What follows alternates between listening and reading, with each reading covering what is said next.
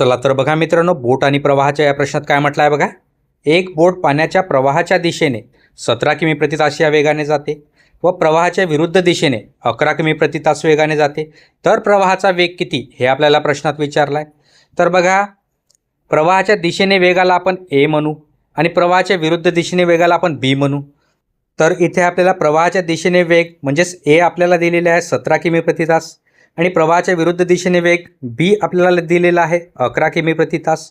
तर आपल्याला प्रवाहाचा वेग काढायचा आहे. प्रवाहाचा वेग इक्वल टू काय असते, तर ए मायनस बी भागीला 2 असते.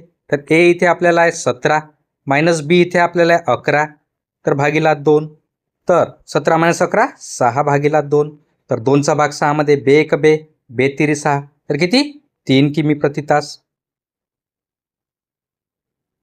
म्हणजेच आपल्याला प्रवाहाचा वेग मिळाला 3 किमी प्रति तास, म्हणजेच पर्याय क्रमांक 3 हे आपल्या प्रश्नाचं उत्तर असेल. अशाच प्रकारातल्या या प्रश्नाचं उत्तर तुम्ही मला कमेंटमध्ये सांगायचं आहे.